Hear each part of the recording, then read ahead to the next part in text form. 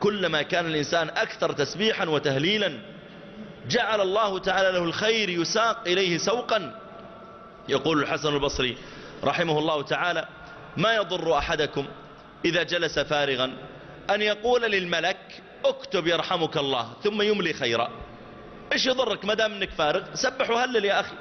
واحد واقف عند مطعم، واقف عند مخبز، واقف عند بقالة، أراد أنه ينام، انتبه لا تفوت لحظة إلا وأنت تقول سبحان الله وبحمده، سبحان الله العظيم، استغفر الله استغفر الله استغفر الله. طوبى لمن وجد في صحيفته استغفارا كثيرا. من أراد أن تسره صحيفته يوم القيامة فليكثر فيها من الاستغفار. ويقول الحسن البصري رحمه الله أيضا، يقول: أما يستحي أحدكم، أما يخجل إذا لقي الله تعالى ثم نظر في صحيفته فإذا عامة ما فيها ليس من ذكر الله. يعني يوم القيامة تعرض عليك صحيفة هذا اليوم، فإذا فيها مثلا 10,000 كلمة فرضا تكلمت بها، وإذا كل صفحة فيها 1000 كلمة، وتبحث ما فيه استغفر الله سبحان الله الله أكبر، كل كلام فارغ ما ينفع. يقول الحسن البصري: ما يستحي الواحد يقف بين يدي الله بهالصحيفة وقد آتاه الله تعالى لسانا ناطقا وعقلا بالغا وجعل عنده قدرة، ومع ذلك ما يسبح ولا يهلل. ما يستحي أن يكون أكثر ما في صحيفة ليس من ذكر الله. هذا الذكر وهذه فضائله. وختاما، الذكر أيها الإخوة والأخوات أنواع. فيه ذكر مطلق، يعني تذكر الله صباح مساء ليل، عند نومك، عند استيقاظك، مثل قول النبي صلى الله عليه وآله وسلم: من قال سبحان الله وبحمده غرس الله له نخلة في الجنة. انك تقول دائما سبحان الله وبحمده. مثل قول عليه الصلاة والسلام: من قال لا إله إلا الله وحده لا شريك له، له الملك وله الحمد وهو على كل شيء قدير، في يوم 100 مرة، ما جزاؤه؟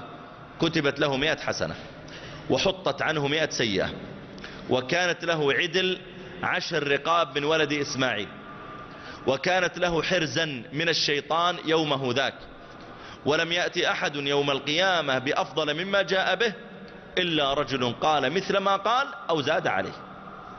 هذا يا جماعة أيضا من فضائل مثل هذا الذكر، أن يكون الإنسان يقوله. وهذا الذكر لا إله إلا الله وحده لا شريك له، له الملك وله الحمد وهو على كل شيء قدير، إذا قاله الإنسان لا يستغرق من أكثر من 10 دقائق 100 مرة، وكلما زاد الإنسان فهو أفضل. هذا من الذكر. من الذكر الفاضل أذكار مقيدة، مثل ذكر مقيد بعد الصلاة. يقول عليه الصلاة والسلام: من سبح في دبر كل صلاة 33 وحمد الله 33 وكبر الله 34 ما جزاؤه؟ قال عليه الصلاة والسلام، هذه طبعا لا، سبحان الله 33، الحمد لله 33، الله أكبر 33 أيضا، هذه 99. ثم قال تمام 100: لا إله إلا الله وحده لا شريك له، له الملك وله الحمد وهو على كل شيء قدير. من قال ذلك قال عليه الصلاة والسلام: حطت عنه خطاياه وإن كانت مثل زبد البحر. أيضا يقول عليه الصلاة والسلام فيما رواه الترمذي: من قرأ آية الكرسي في دبر كل صلاة مكتوبة لم يمنعه من دخول الجنة إلا أن يموت. تقرأ آية الكرسي بعد كل صلاة مكتوبة، ليس النوافل، بعد المكتوبات، والمكتوبات في اليوم كم؟ 5 صلوات. ويقول عليه الصلاة والسلام: انظر إلى فضل هذا الذكر الذي سأسوقه، وكلنا نحفظه، ومع ذلك ربما أن عدد من الناس يقصر فيه. يقول عليه الصلاة والسلام فيما رواه الإمام مسلم في صحيحه، يقول: من توضأ ثم قال، من توضأ ثم قال: أشهد أن لا إله إلا الله وحده لا شريك له وأشهد أن محمدا عبده ورسوله. من توضأ ثم قال: أشهد أن لا إله إلا الله وحده لا شريك له وأشهد أن محمدا عبده ورسوله ما جزاؤه؟ قال صلى الله عليه وآله وسلم: فتحت له أبواب الجنة 8 يدخل من أيها شاء. هذا بلا شك أنه فضل أيضا، الذي يتوضأ ثم يقول ذلك. وكذلك يقول عليه الصلاة والسلام فيما رواه الترمذي: من توضأ ثم قال: سبحانك اللهم وبحمدك أشهد أن لا إله إلا أنت أستغفرك وأتوب إليك.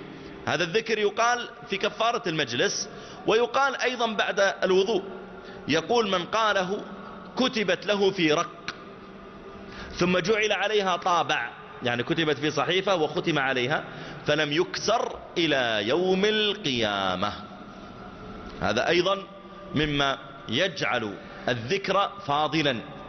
كذلك يقول النبي صلى الله عليه وآله وسلم وهو يذكر أذكار الصباح والمساء، قال من قال حين يصبح وحين يمسي بسم الله الذي لا يضر مع اسمه شيء في الأرض ولا في السماء وهو السميع العليم،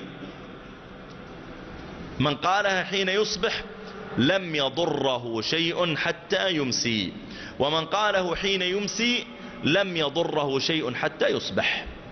هذا أيضا من فضائل مثل هذا الذكر، وينبغي للإنسان أيها الأفاضل أن يحرص على أن يقوله.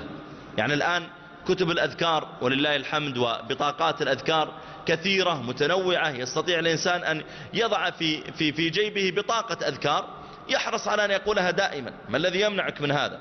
وكذلك يقول عليه الصلاة والسلام من أكل طعاما ثم قال الحمد لله الذي أطعمني هذا ورزقنيه من غير حول مني ولا قوة غفر له ما تقدم من ذنبه. والحمد لله تعالى له فضل، لذلك يقول النبي صلى الله عليه وآله وسلم والحمد لله تملأ الميزان، الحمد لله تملأ الميزان، وسبحان الله والحمد لله تملأان ما بين السماء والأرض، وسبحان الله والحمد لله تملأان ما بين السماء والأرض. فإكثار الإنسان من قول الحمد لله له أيضا فضل. لذلك الله جل وعلا حمد نفسه سبحانه وتعالى وأمر بالحمد، فقال جل وعلا قل الحمد لله وسلام على عباده الذين اصطفى. الحمد لله الذي أنزل على عبده الكتاب ولم يجعل له عوجا، الحمد لله الذي خلق السماوات والأرض وجعل الظلمات والنور، الحمد لله فاطر السماوات والأرض جاعل الملائكة رسلا.